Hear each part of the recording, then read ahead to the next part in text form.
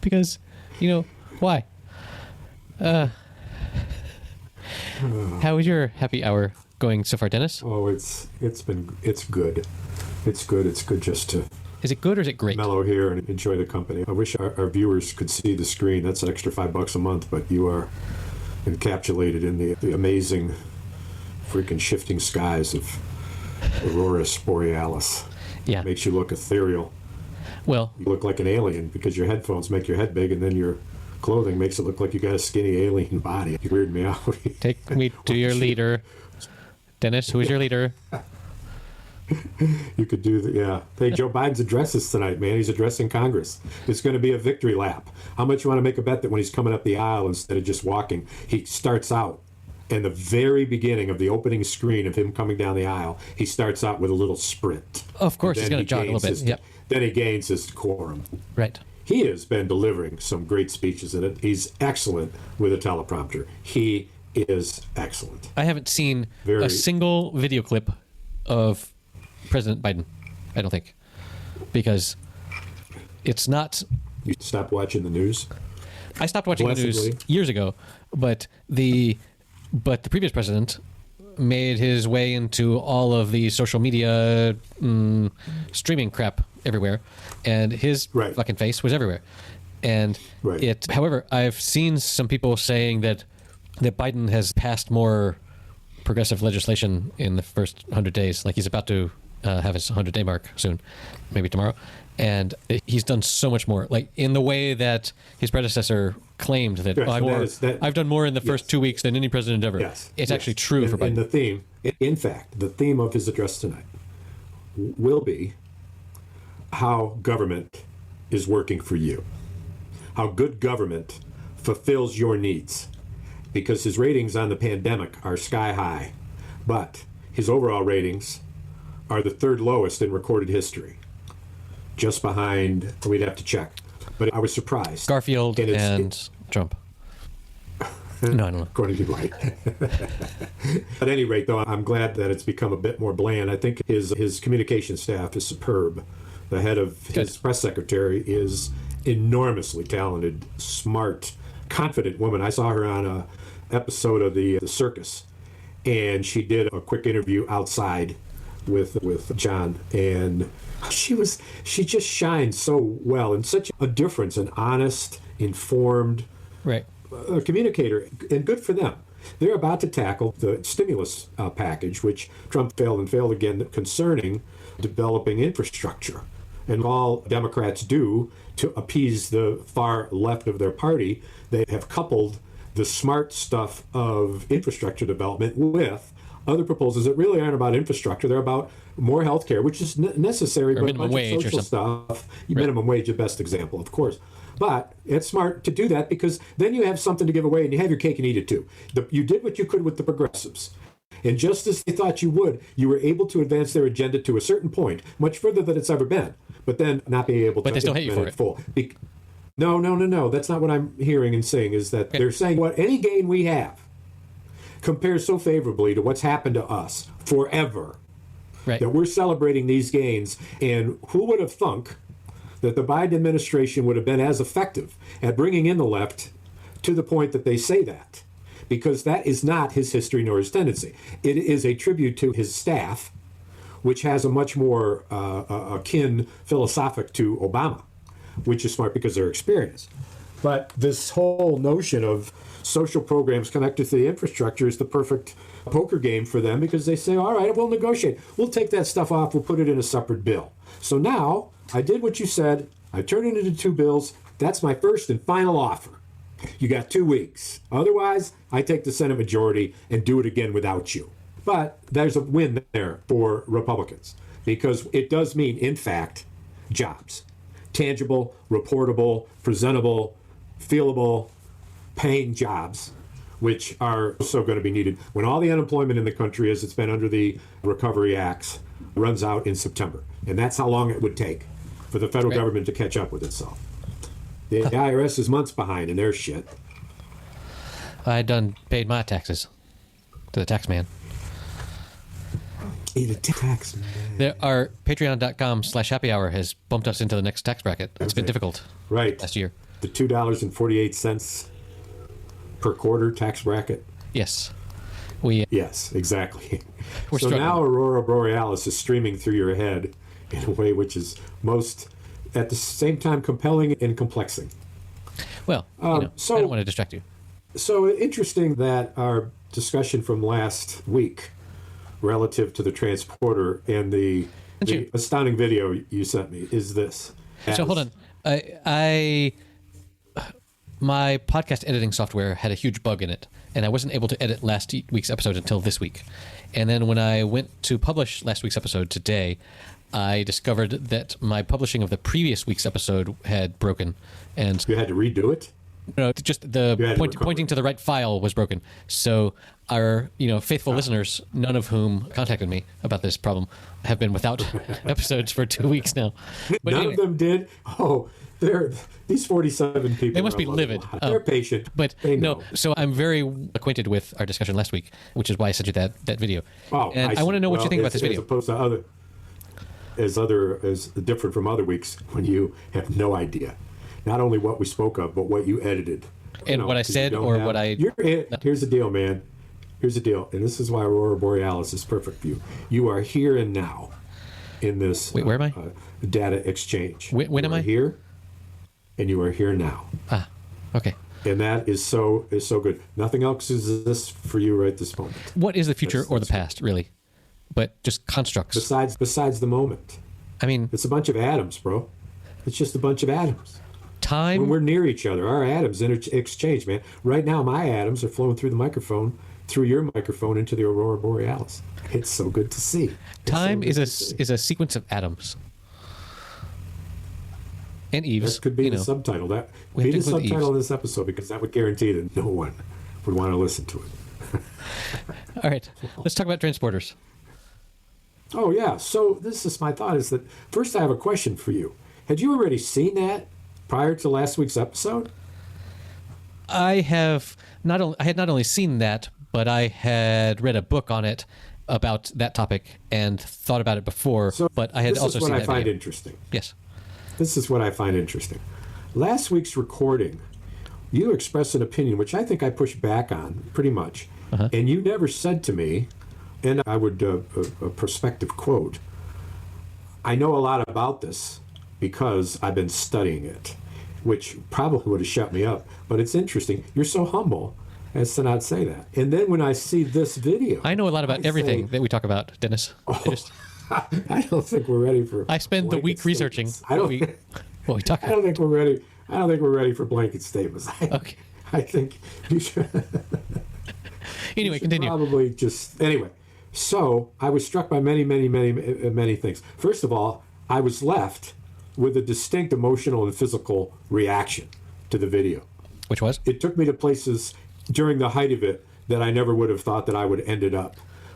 So number one. Number two, that I found it incredible that the way that the audio runs is an absolutely non-ending stream of intelligent discussion that takes appropriate breaths, but not any extra ones, and moves right through it. Oh, I can respond to point number two. And third is that it had some hilarious moments, and it also had some scary moments. It was a roller coaster of information and emotion. And I am just at the first number four. The fact is, you were exactly right with the way you described it. Thank you. In terms of the transporter creates a new you, and that new you is arguably, unmistakably, the new you.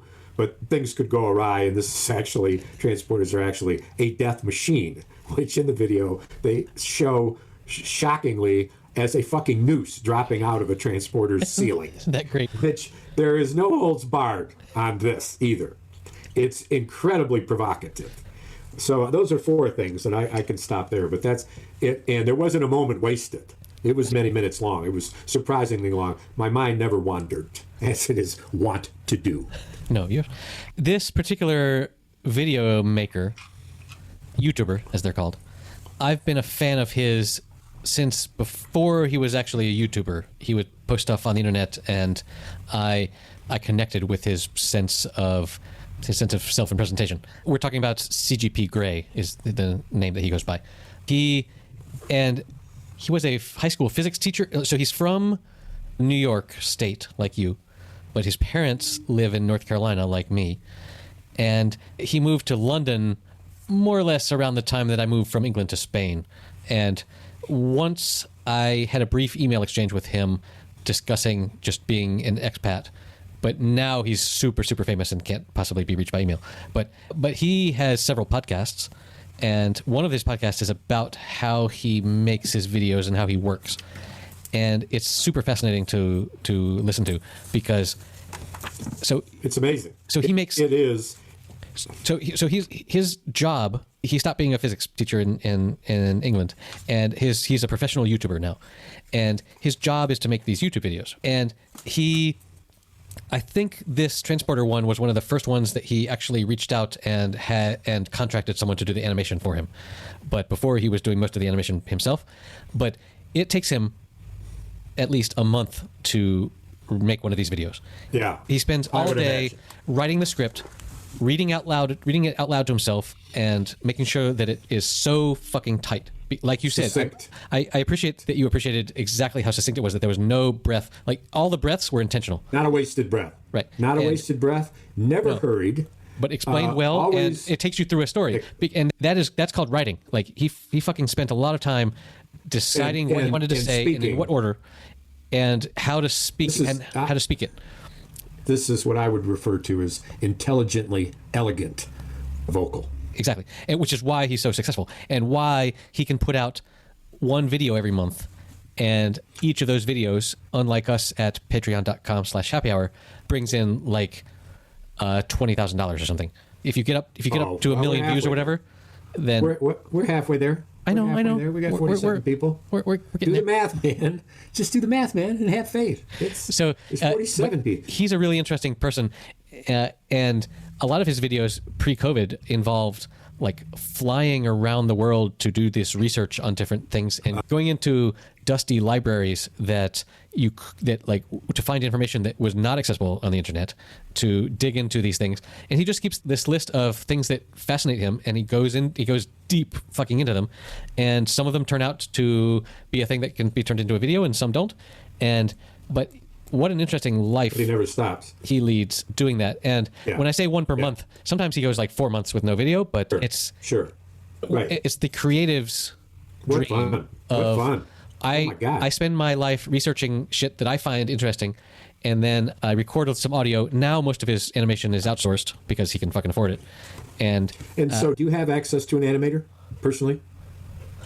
No. In your company perhaps, or? I don't know any animators, no. However, I was since we talked last, or in the past couple of weeks, I have had my debut as an animation. Someone, remember when I told you that I recorded this podcast with this guy in Finland?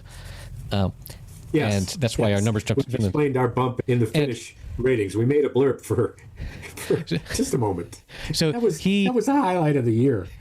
Yeah, 2021. There it is. The best thing ever. There were like 3 people. It was great. 3 Finlanders. And so because my avatar, my user profile picture on Twitter is this drawing that my aunt did of me a while back. You look French in that, though. I do. I'm wearing a beret, it's actually a boina, which is what they call it in the Basque Country in Spain. But yes, and that's good to know. I didn't know that. Yeah. This is worth the price of. And what was the word I just said? That you just learned? Hat. Okay, good. Just checking. Boina. Boina. A boina. You point to your head and you say boina. Yeah. So boina. Anyway, he did this thing, which it's just fucking hilarious. He wrote to me and he said, "Hey, your public presence is this drawing. What if I could get an animator to like animate part of our conversation, where your mouth would move with your words that you said on the podcast, and then out of that French the Portuguese character, the Basque character." Yeah, and then he said, "And then what if I could get a drawing of me so that when I responded, my mouth would move too?" And I was like, "Sure, that's great." That's what you did. No, I didn't do that. I said he did. I said, "Sure."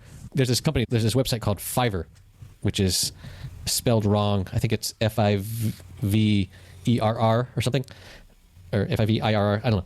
And the idea is that you can pay someone to do something for $5 or very little money. It's a stand-in for very little money. And so he posted this there, and what he got back was just really funny, because he got back a drawing of himself that looked just like my guy. And now that I've talked us into this, I have to go and look this up, and I will send this to you somehow. Let's see. Chat box? Yeah, chat box somehow. Let's see. I gotta put my specs on if I gotta. You're making me work minimum wage here. Put your fucking specs. So, you know the drawing that I'm referring to of me? Yeah. Okay. Yeah. Yeah. All right. So let's see if I can. I see it every day. Chat. Almost. You don't see me every day. Well, frequently. What are you busting my balls for? Hey. Hey. File. Hold on. File. Fuck. This chat box shit doesn't get. Thank God for editing. This is so boring. I can't send files in the Zoom chat. Email. Nothing. Nothing in my inbox. Nothing new. Where are you, son? And then the address. That's the last thing I received. All right. Let me send you one first. Hey, I got to tell you 2 stories. Remind me. One is about the truck, and one is about trying to sell my car. Good. One is a great, fun story, and the other is a rant, as you can imagine. All right. Here's something called Ha. All right, let's go. That's him? That's your buddy? That's the drawing that someone drew of him, where they copied the glass and everything. I see. Yes. That's great. But that's not what he wanted. So your animation. Oh, it's not? Well, he didn't want to look exactly like me. So here's the final. Damn it all. You're doing another email. I just got out of it. Yeah, I'm sending that. All right, let's go. So this is his There final. It comes again. Okay. Hey, man. Prince Andrew died. The Queen's all alone in her 90s. We're going to have a new king soon. Yes. What did I say? Andrew. Oh, Prince Phillip. Yes, the son didn't die. I don't have anything from you. So anyway, you got all the time in the world, though. I don't have anything to do till tomorrow morning. I could talk all night. Fuck. So anyway, it was fun to be animated for the first time, and I will post a link in the show notes at happyhour.fm/108 to this tweet of this animation. Oh. So his final drawing was like there's this beautiful story. Like he tried to pay someone to do it, and they got it wrong. Yeah, right. And he told his family, and his 2-year-old did some drawings, and his wife quickly whipped up a thing that was basically what he used at the end. It's a coffee cup. Yeah, he's not a drunk. I don't know. Like you, like Frenchie here. You look like the Joker from Batman with that red tongue. Did you? I never noticed how much you look like Joker. I like his looks. Really cool. Yeah, I like it a lot. So that was my animation debut. But anyway, we got sidetracked. I've got a couple things I want to talk about, but oh no, let's go with you. Horrible? Did you say? Horrible. Where are you? I don't know. There you are. Good Lord. Good Lord. Oof, get all complicated technically. What did you just say? What? So what kind of things to talk about? You mentioned that you wanted to mention something about your truck. We have an update because an update on the last truck. We heard was that you had lost the truck that you had your eye on, and yet the universe came around and gave you an even newer green truck that you were going to take. And yes, you from did. Here, yes. I guess we have caught up. So, yes, we're caught up there. The rant will be about my new car, but anyway, as you were saying, that there were several things you wanted to talk about. You provided some type of description of them, but I missed it. No, and I didn't know if they were deplorable or awful or wonderful or humorous or whatever you might say, because I missed it. Today we just got news that Michael Collins has died at the age of 90. Do you immediately know who he is by the name? I don't. There's a cocktail called Michael Collins, and I can't figure out if it's related. Tom Collins is the... Oh, okay. Tom Collins. Okay, thank God. Okay. Michael Collins is often called the loneliest man ever. Hey, wait. Stop right there. Let's have a toast to him. I already feel bad. Fucking Tom Collins. Hey, baby, we're with you. To Tom. Or not really anymore, but full of ice and in a brown liquid. What is it? It's a mixture. A mixture. It's a cocktail. Rubbing alcohol, Gatorade, sweetened iced tea. Yeah. Orange juice. There was some glue for my children's. Right. Green watercolor, frosted glass. Yes. If it's in a frosted glass, of course you're going to like it. Yeah. So Michael Collins, you may know the other two people that were on his mission better by name. Buzz Aldrin and Neil Armstrong. The man on the moon. Michael Collins is the man that circled the moon while they were on the moon. He went all the way up there. Up in the air. And waiting for his moment. Well, and he was the first person to be so far away from all other humans ever. Because when he was on the dark side of the moon. When he was on the dark side, right? he had two humans moon's diameter away from him, but all of humanity, the rest of us, were way freaking far away. And that sensation, like, can you imagine being that alone? And when you're on that side of the moon, there's no radio communication, so everything is fucking silent. Right. And it's just fucking you. That's been depicted in a few movies. I've seen one recently. Tom Hanks, as we discussed, said the Apollo 13, the Apollo 13 movie, and the moon landing was Apollo 11, and they had done some missions where they had gone and they had actually gone around the dark side of the moon, but they were all together. And this one was, we go to the moon, two of you guys are jettisoned out on the lander, and I'm going to keep going around the moon, around and around. So I don't know how many times you went how around. Weird would it have been if when the guy got to the dark side of the moon, that he lost his mind a little bit and communicated to the guys on the Earth the words and music to the dark side of the moon, and just starts to describing the lunatic. And the guys on the moon are like, whoa, is he going to still pick us up or what?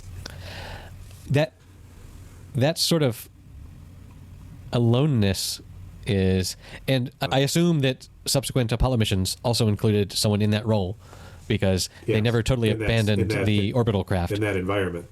But to be the first one to be there and have all you can see is the universe, and you can't see Earth or any other person or anything. Anyway, so, 90 years old, good job. Buzz is still alive at 91. Amen. Neil died in... Yes. We did one toast. We didn't have a Tom Collins, but... But why do you keep calling him Michael Collins if the Tom Collins is named after him? Because that's his name. I don't understand that. His name is Michael Collins. Well, I heard a drink. Huh? His name is Michael Collins? His name is Michael Collins. I got confused. You know why? You know what his middle name is? Neil. No. Don't try to strong-arm me into believing something as crazy as that. What's his middle name, Dennis? Thomas. Thomas. Michael Thomas Collins. There you go. The sound of your ice cubes picked up in the gentle hum of the late-night conversation. Indeed. Oh, yeah. Of happy hour.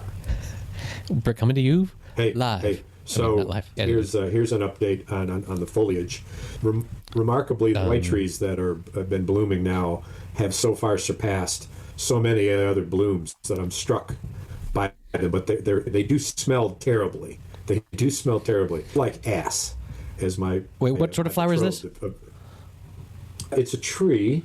And I will find out for sure. I don't want to even second guess it, but I will tell you. But here's what's remarkable about it, is that other trees will blossom into color and turn into leaves in a relatively short time. These stay in the white blossom mode for a long time. Therefore, they're more attractive to have. Obviously, the length of time of bloom equals the amount of desirability of said tree.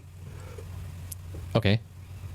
So they're long bloomers. The cherry trees are blooming, and I'm going to be seeing how long they bloom. But my maple tree out front, which you buy a tree and you plant the tree, and I have the story from prior episode of the giant cart that I got from the dude up the street, right? Yes. We bring the cart over and we load it in. So that tree, that kind of red dragon blood tree, took care of it, nurtured it, and didn't do a lot. Just watered it and made sure that it was taken care of. And it has come back twice as full, with brilliant burgundy leaves, that each of the little leaf areas, the leaf pod, if you will, is a combination of what you easily identify as leaves, but also these pods that hang, that are little teeny flowers that when they get to a certain stage, they blow away, and so many of them create other trees. They're so little and they're so light that as all the trees in Kalamazoo that are cherry blossom or maple trees like the one I have, as they all get to this point, they emit a wave of seeds that some would say would travel upwards of 1,000 miles, and a certain percentage of them become new cherry trees. Or new cherry trees. That would be a miracle. New maple trees. Are you tracking me? I'm following. I think I made the same error twice. I had cherry trees on my mind, but it's so gorgeous to examine. And I use my weed extractor tool. Remind me, we can post a picture of it, where it's a contraption that looks like a corkscrew in reverse. That when you step on the petal of it, it embeds over the top of a weed and goes down so far that it captures the main stem of the weed root, which is the deepest part of it. And when you step on this hollow, saw-like cup, it fills itself with a plug of dirt and weed and root. And after you step on it, you turn it. Oh, yeah. Much like the claw that you've seen. And when you turn it, weed, leaves, and root become part of a core that you pull up. And at the top, there is a popper that when you pop it, it pushes that plug out on the grass. Yeah. That is the tool of the day. The tool of the day. Welcome back to Tool of the Day. It's been a couple months now. Tool of the day is the weed popper. Tool of the day. Oh, there's another story which you'll appreciate. I went to Kroger. I appreciate them all. I went to Lowe's. Which is it, Dennis? Looking for stuff. Did you go to the cherry tree store? Then I went to the maple tree store. There's no Kroger's here. There's no Kroger's. We're not in North Carolina. We're in Michigan. I'm having some synapse problems. I wish you would just not give me a hard time about things. This is supposed to be fun. For me, for you, for everybody. Don't pick on me. Don't make it complicated for me. Welcome to Critical Hour. Yes. Right. What exactly do you mean by that? How's that supposed to be taken? Tell me about your store, wherever you're going with that. You're popping weeds, and then... So I was at Lowe's. Lowe's, yes. And do as I do. I drove around the back to see what materials were there. We've talked about this before. Almost the impossible story of the treated 2x16s, you may recall. That store, that was behind Lowe's, where it's like, oh no, that stuff looks like it's rotten, you can have it. Okay, which built the floor and part of the structure of my shed. But this time, there's just parcel after parcel of big piles of mulch bags that are ripped. And they're all on the wooden slats Pallets. that they have to store stuff on. And I go inside and I say, hey, you got a bunch of bags out there that are ripped. And I see they're on this incredible sale of 5 for $10, $2 a piece for 2 cubic feet of material in a pretty big bag of mulch. Can I have them for $1? He says, hard bargain. Oh, huh.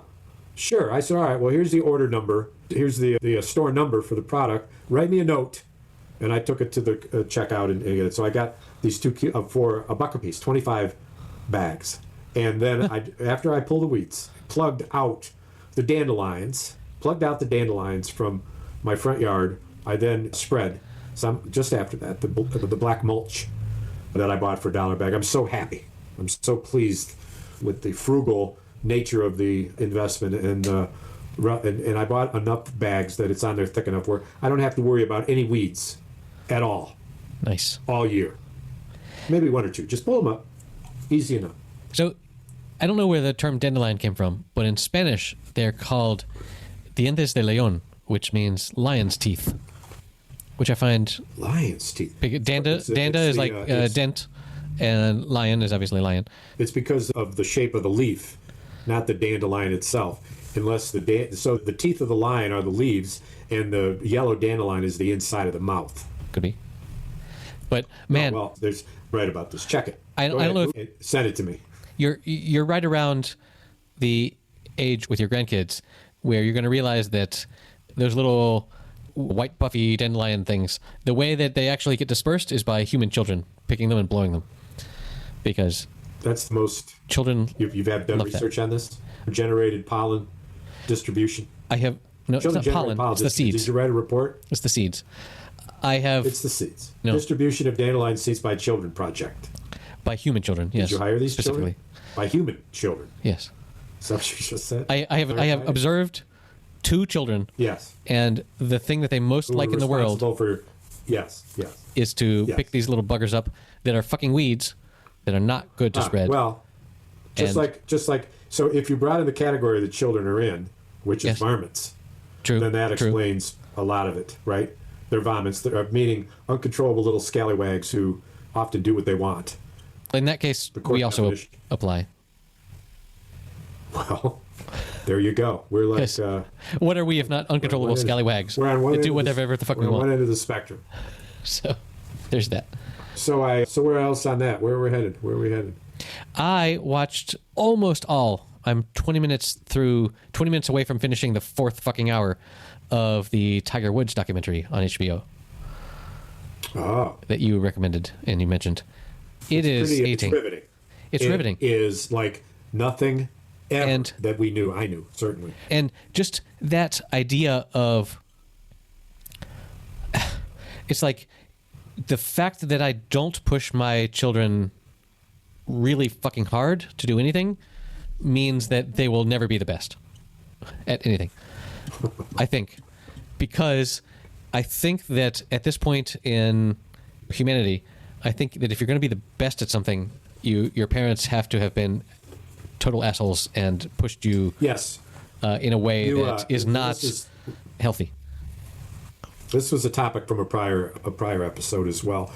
On the Tiger note, it was so uplifting, of course, to see the post he put out there of him at his little 3-hole golf course, his little pitching wedge practice area outside of his home, where he's with his dog, who he names all of his pets after cartoon characters. I think this one... You're talking about his This Week Instagram post where he posted that he is alive and on crutches. What he posted was the practice course is... The implication was the practice course is getting repaired quicker than I am. But he's on crutches with a short boot cast, and he's smiling, and he looks fit. He looks, in fact, like he's been working out his upper body.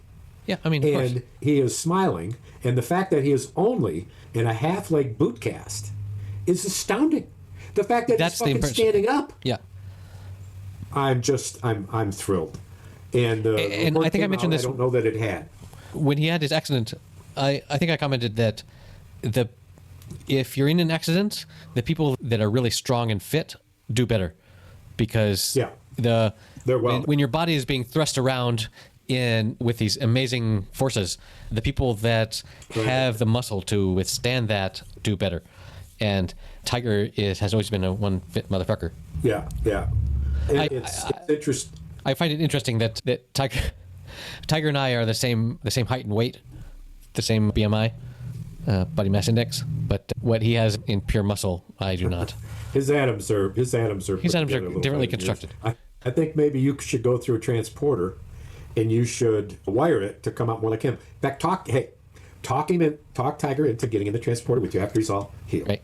You get in it, and then you tell Scotty, hey, a little bit of that, a little bit of Scotty. this. Get me on the other side here. And Scotty says, well, where do you want a little bit of that muscle be transported? You say, Jupiter, Florida. I wouldn't mind. Then when you get there, I wouldn't mind living on a golf course in Florida with Tiger's body. You've gone a little extreme. I didn't picture that you'd completely have his body and you'd replace him, although that's quite possible. His characteristics. According to that you sent me. Well, where you are at the same time, the cowering figure of you who seems to be a little of dominance with the future you. And Alex says that at that point you wonder, could I be transporting when I'm lying? And then it shows this image of your original self going to bed and being transported out of existence.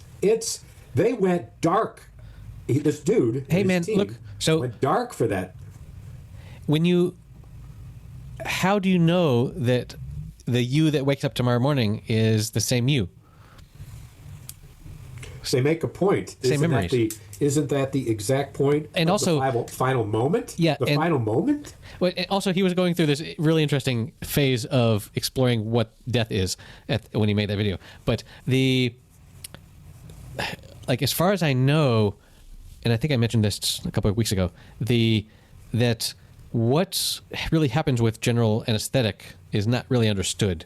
Like, we understand that we can give you this dosage and then we can pull you out of it, but what actually happens to you or where you go is not really, right. We don't really know what happens to the brain when you just switch off. Yeah. There's that. Yeah.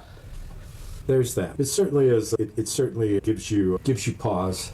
I've got to say, thinking about this time of year, is that the beauty of the spring is actually, and this has come about in some introspection, the beauty of the spring is increasingly important as I feel more worn down by the winter due to my, I would like to say, impending older age, but we both know that the impending is past due and it is current.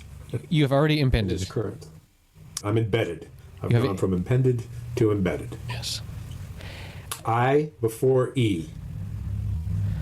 Okay. You had a rant that you wanted to rant about. Oh, yeah. So Bring my me sports car's up for sale.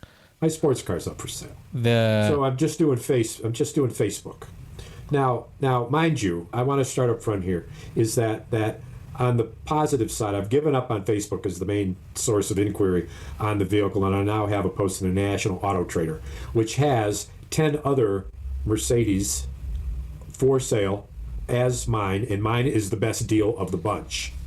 And it's on a sub site, if you will, a click, if you will, on an area called Imported Classics. So I'm going to catapult it to sale here pretty quickly.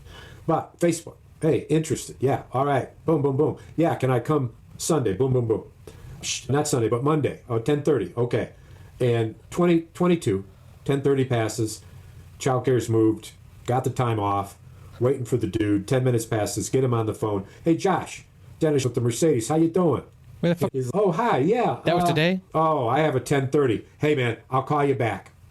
20 minutes goes by. 20 minutes. Call back. Hey, Josh. Get his answering machine. Hey, Josh. I only had an hour set aside, or a half hour, or no, it was an hour set aside. And so TikTok or time's running out, whatever. And he writes me and he says, I've been unexpectedly busy today, and it'll have to wait till this afternoon. And I'm back. And I say, I know. I'm very busy too. But this afternoon is good. Fuck off, Josh. Is that a firm commitment? Firmer than we had this morning. If so, I'll rearrange my schedule again for you to be here. And he writes me back and he says, well, it'll have to be, let's see. And I said, okay, fine. Shit happens. Just let me know when you want to reschedule, and I leave it overnight. Or I might sell it to someone who gives a fuck.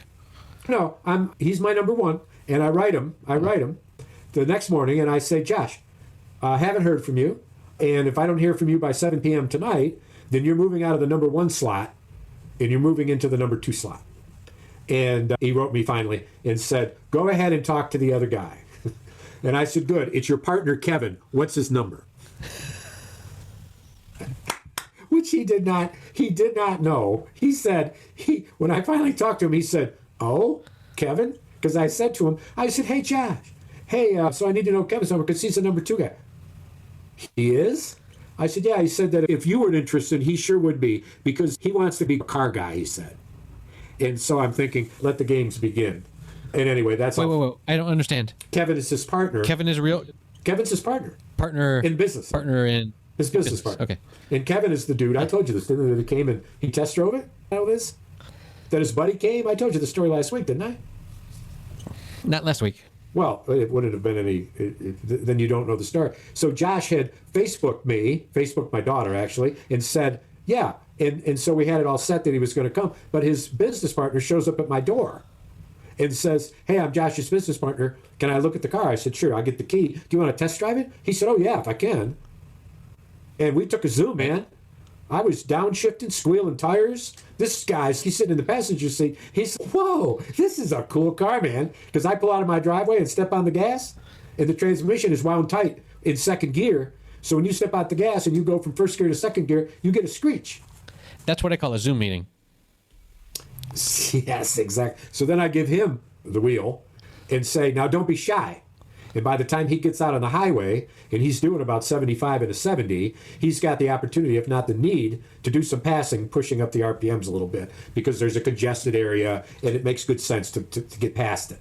he goes over the left lane and steps on the gas pedal, and the car goes, and starts to pick up, and he kind of glances, and he looks at me, and he's smiling. So we get back to the house, and he says, I like this car, and I'll tell you, I'm interested, because I always wanted to be a car guy, and so between Josh or I think we're interested. He said, but I like this car. And then he went over, and there's a woman in his car, which was a Beamer, a black, beautiful, freaking $85,000 Beamer. And he said, she might want to see it. And he opened the door and introduced us. And I said, hey, come on and look at the car that Kevin's going to buy you. He said that you can paint it in any color. Come on. He gave me a look. Even green. He gave me a look like, oh, man, I just asked this woman if she wanted to take a ride, and now she's like in the car. I really like her, and now this man is promising. And I said, my daughter, I think, would want to paint it her favorite color and then put an offset racing stripe right up the side of it. And both of their eyebrows shot up and down like the universal sign for, holy cow, that's an idea that I like. So I got the message into Kevin. Trying to get his number. And here's not only what I hope for. Kevin is your man. Happening. Josh can fuck off. Here's what's happening. For some reason, I can't seem to get Kevin on the phone. I got to ask the other dude, Josh. And as a result of that, it's in Josh's hand whether he gives me the number for number 2 or whether he takes a moment and says, before I do that, how can I work this out? Because if I give it over to Mr. Beamer, he's probably got some money salted away that I don't. And so that's why I say, let the games begin. They're business partners. They're both young dudes. Way to play them off each other, especially the girlfriend angle. Hey, do you know anything about Josh's love life? What does his girlfriend... No, I'm already pushing the envelope.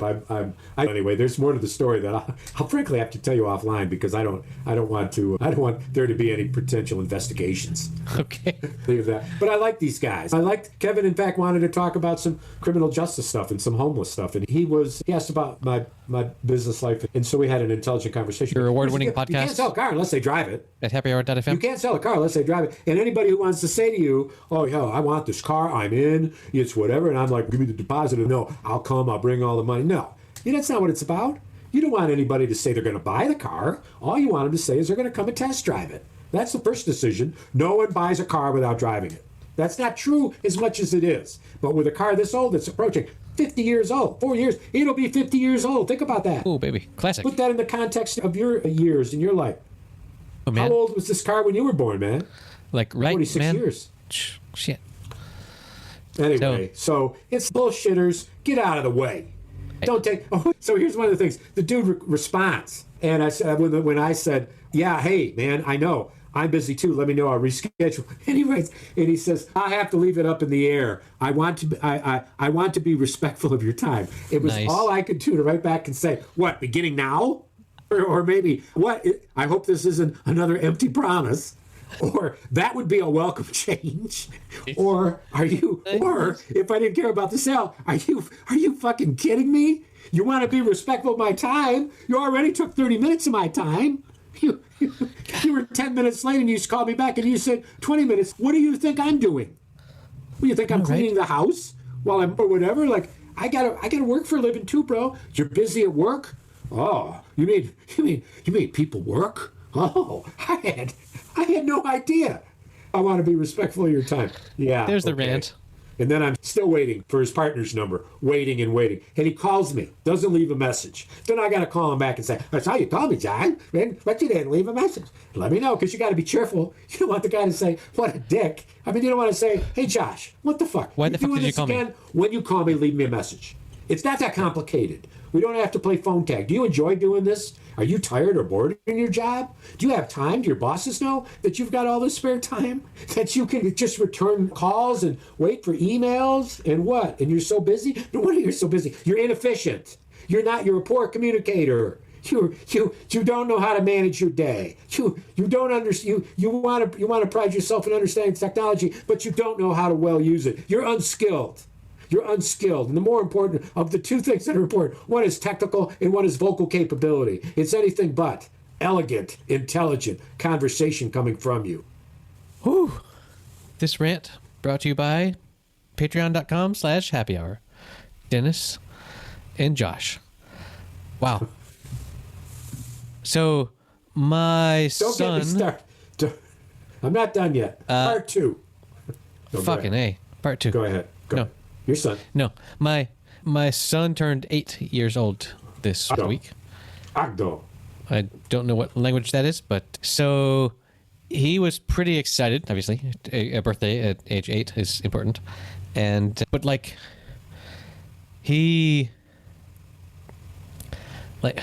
like everyone in my family, and this is a super privileged thing to say, is that we don't really have any gifts that we want or need, and he in particular has been living. And again, this is super privileged speech. He's been living with this really ancient iPad that goes very slowly, and he wanted a new one. And so we ordered him the latest generation, and he's been very pleased. It does the same things but faster, which is what new computers do. But he's been very happy with that. And he also received this put it together and then program it robot product that we have not taken out of the box yet, and I'm honestly a little bit scared of it because I'm not a big Lego person, and I've never been a big Lego person, and I've never been a big let's follow these 700 steps to get this thing together. I made a science. I made a science of it. I used the science of it, and it's as simple as this, and that is that on the empty floor space, you read the instructions carefully, you identify each part, you give them their own place to rest, and as you read the instructions, you order them according to their utility. And with that in mind, you've just absolutely absorbed the instructions, and then the instructions make sense. If, in fact, the person who wrote the instructions, as one would think, used the instructions, and it was rubber ducked, if you will, enough that it's clear. Most, in fact, are. But the more complex the set of materials, resources needed, tools, etc., the larger the room. So if needed, you can actually walk. I use that system, of course, to set up my garage tent, which is 20 feet by over 10 and a half feet at the bottom and at least 10 plus feet high, all laid out on tarps, on the lawn, all numbered, reading the instructions, and a two-man team. One, that would be me to call out the part number handed to me on the ladder, instructions in hand, tools in the belt. Right. The problem is you can't do that on the dining room table. And that's all you have to work with? 2 hours later, you have to clear everything off. So you don't have a space. You should rent a warehouse. Potentially, yes. Yes. How big is it? Let me the rent size of the old... a barn so that we can put together this child's robot toy. Right. Yes. And I think... Don't you have card tables? No, we don't, actually. Really? I have stored in my property at least 5 slender portable card tables. One which opens up to astounding 3.5 feet by 8 feet. Aluminum. Damn. Light enough to be lifted with 2 fingers. That's not for playing 8 cards, foot by 3 feet. What's that? That's not for playing cards, though. That's a foldable table. No, this is a more a picnic table size, not a card table. You're wrong. I have round card tables for playing cards at. They're round. So you don't want to talk about something's going to happen. Tables anymore? Are we done? You moving on from tables? Don't you have any thoughts? Let's talk about tables. I don't have any folding tables available to me at the moment as we record this particular episode. Are you angry about it? You sound just... I'm livid. Angry. Isn't it funny I hate all of you... exactly like lived? Right? I hate everyone that has folding tables. And, Do you not have any folding chairs either? I have folding chairs. I have lots of folding chairs, which is ironic because I don't have any folding tables. Hey, so picture this folding chair. That both the top and the legs fold so that they become a stackable square that's about 12 to 14 inches thick, but everything is collapsed. So you can stack them in a space that is relatively the size of the square seat of the chair, which is what? Is that 12 to 14? 12, yeah, so it's square. Yeah. I've got those, and they're made out of cedar. Don't you think they're worth something? They're old as they can be. They all work. Need to be cleaned up. I'd give you $1 each for them, I think. Ah, come on. With free shipping. You don't have to be harsh. You don't have to be harsh. You're harsh. You're harsh. You're harsh. Today. I'm fucking harsh. What are you drinking? It's making you mean. What is that? Some mixture you said. I'm harsh. I'm harshing on your mellow. Let's explore that. What's in this mixture? You didn't put lighter fluid in there again, did you? Does kerosene count as lighter fluid? I don't think so. That's more like rocket fuel. Man, you got some breath. Woo wait. Take me to the moon, baby. Like Michael Collins. Take me to the moon.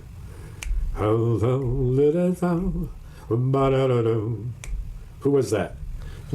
Jupiter and Mars. Oh, I love you.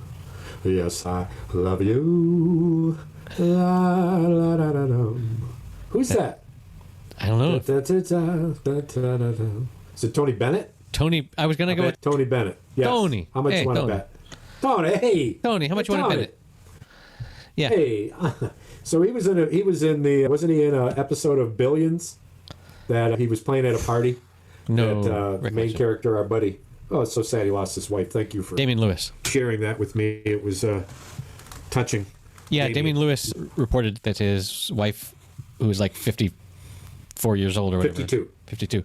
And they had already started filming the next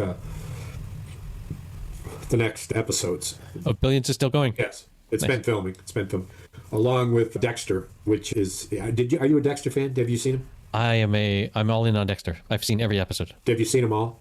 Every We episode. talked about it at some length, of course.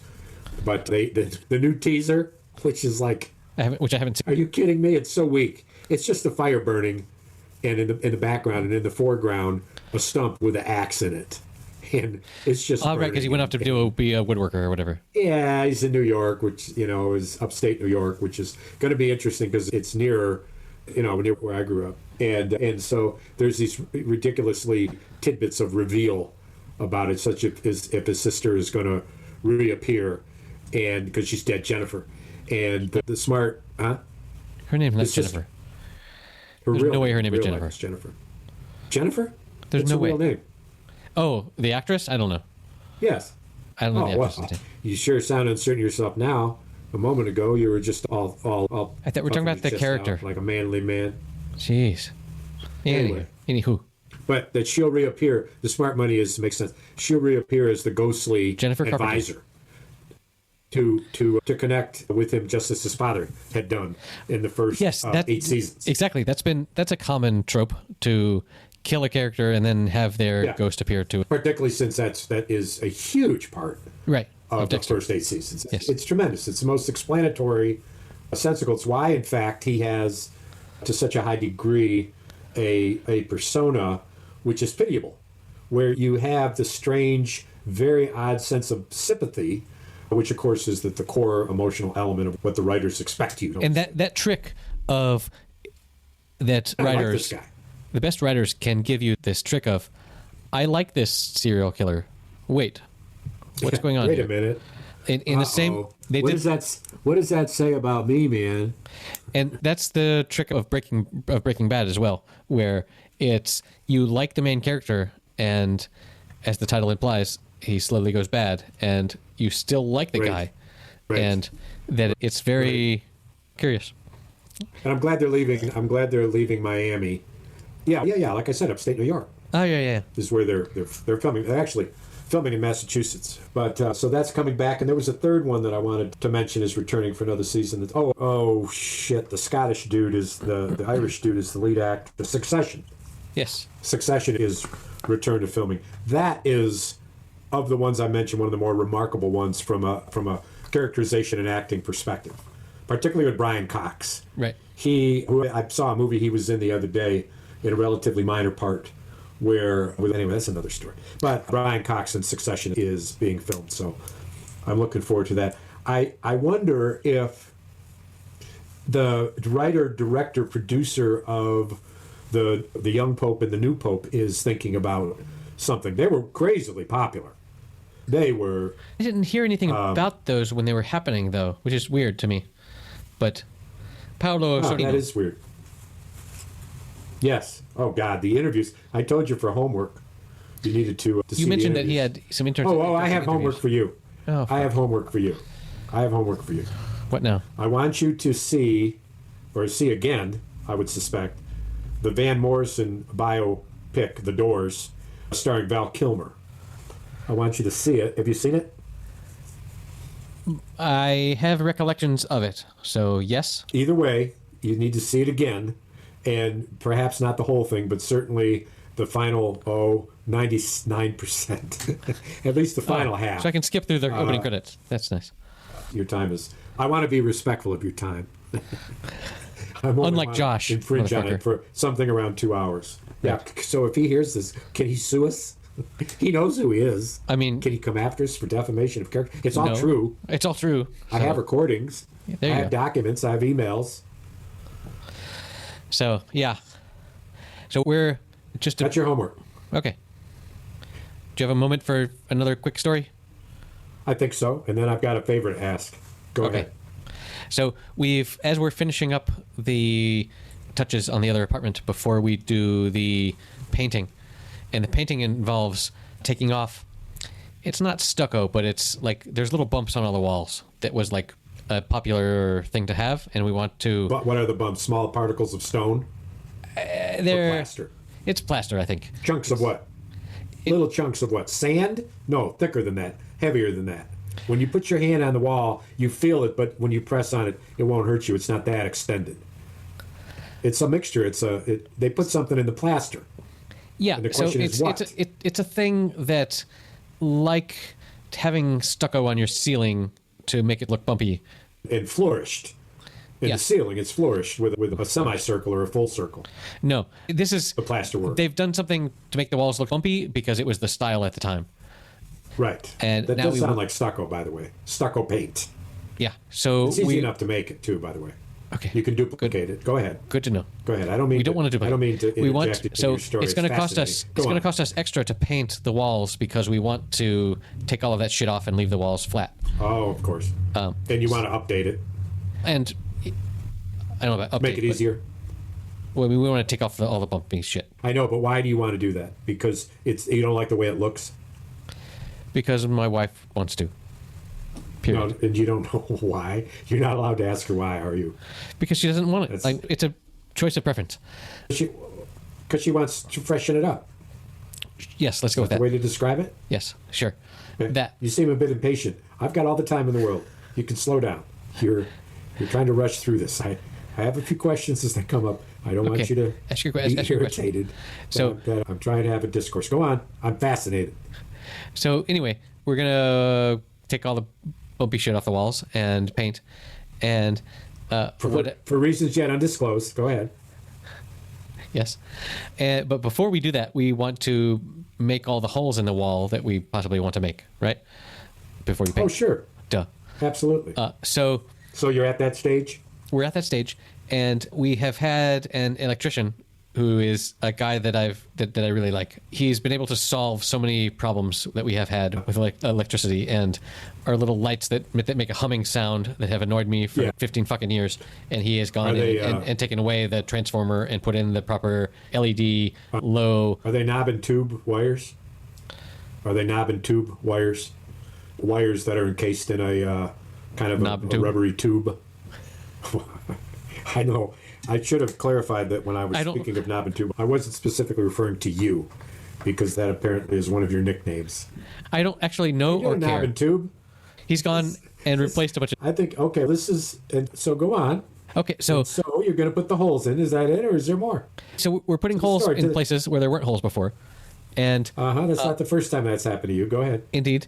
And one of the places where we thought we wanted a hole was previously, like literally the people that we bought this apartment from, they had an old CRT television with a VCR with whatever the VCR tapes are called, and we decided that we needed a newer television, and we decided that now that we are breaking shit, we should mount it on the wall with an arm that could move it around because we need to be able to move it around. And your decision. Thank you very much. And so I went and I bought an arm for this, and I did all the measurements. Did anyone give you a hand? No, just an arm. And so now I was armed with this device, and that's handy. And it said it supported televisions up to 42 inches. It could shoulder that much weight. Indeed. Just with its pure elbow. That's heady stuff. And so I went looking, and there are no 42-inch televisions. There are 43-inch televisions. That's odd. But isn't it? And prime, even. And so the arm also supports up to 20 kilos, which is like 45 pounds. That's heavy. Indeed. And so I went and looked, and all the 40... And I looked at the 43-inch televisions, and they were all way under that weight. And so I was looking around at the 43-inch televisions, and I did a bunch of research, and I came up with what I thought was the most modern 43-inch television, and it was only 8 kilos, way under 20.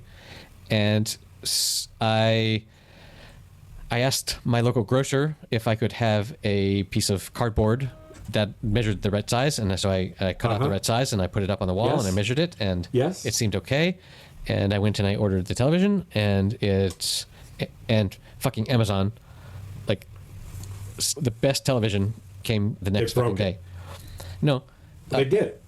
No, it came. However, it came on the day when the elevator people were fixing a thing on my building's elevator. So the Amazon guy that delivered my 43-inch television actually walked that fucker up 6 flights of stairs. 6? I was prepared to go down. Like I when I realized that, oh shit, this is coming tomorrow, and oh shit, tomorrow is when they're going to cut off the elevator, I had resigned myself to doing it myself. But when he rang the bell, and I said the elevator's broken, and then I went down and I caught him about on the second floor, and he was just like bump, bump, bump, bump, bump, coming up the stairs. And like I said, it's not heavy. It's only it's only 20 pounds. It's only 20 pounds, but it's huge. And so anyway, he brought it all the big and he brought it all the way up, which bravo. And anyway, today my electrician friend, who is my friend as I pay him, he came, and my idea was to put outlets on the wall at the level of the television so that we could plug the television into the outlet, and then there wouldn't be any cables visible. Right. And he said, actually, let me tell you, what we normally do... Just wire it. Just wire it how? Directly, through the wall. He said what we normally do is we put this conduit through the wall so that... Oh, you told me this story. No, I haven't. That he had to feed it? No, that was another story. It's the same guy, but a different story, where he had this plastic... Episode 2. No. Episode 2 episodes ago. He had this conduit thing that went through, that he embedded in the wall so that we could put the cable in up high, and it would come out down low. Yes. I remember. Vividly. No, this is new. You're remembering something else, but similar. So anyway, we did this, and I got the TV mounted today. Like, it came yesterday, and he came today, and I got it mounted. And it's mounted before the painting? We can unmount. We can take we can take it off. TV. Yeah, but you just wrenched it up there, and it works. Well, good for you. That's a big job. So, first of all, I have 2 things. First of all, my wife doesn't really love how it ended up, but it's new though, with holes everywhere. Anyway, you've got to get used to it. And also, televisions, they remind me of cars, in that I don't pay attention to that industry, and if you buy one every 10 years, it turns out that the new features and shit that the new models have are like, wow, I didn't know that televisions could do this. So, like, this TV has Netflix and Amazon Prime and YouTube and all of this shit built in, and it works really well as an object of itself. It has Alexa built in, and I don't know. We'll see how it goes. In theory, that's going to be the television that's in the same room as where my office and future happy hour recording studio. Which means you could feed into it for all virtual meetings and anything you want to see 43 inches big. Yeah, but for virtual meetings, though, you generally want the camera, so you're looking at the camera. But it's more going to be useful for if I'm working and also want to see something on television, which is not, the best. What's going on? Scenario, but anyway, we got a new. You ready for? And it's awesome. It's good. It's exciting. I am getting closer to rearranging my input for movies and whatnot. I know we've talked about it now for almost 6.5 months, but I'm feeling like it's getting closer. So here's the favor. I want you to picture something. Close your eyes. I can see you. Close your eyes. You're on a beach. You're having a cold beer.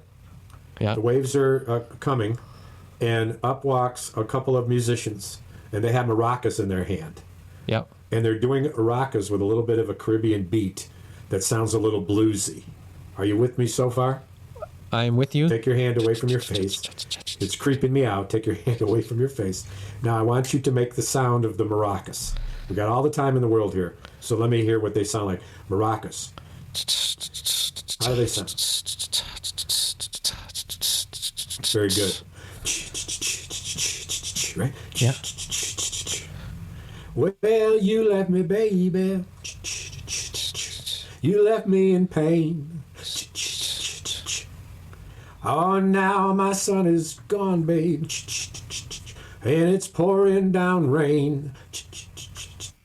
I got no choice, darling. And you know that it's true. It's time for me to leave you, to go from England to Spain. Oh, here comes. There is nothing funnier to me than you coming into that so tentatively. You need to think about it a moment.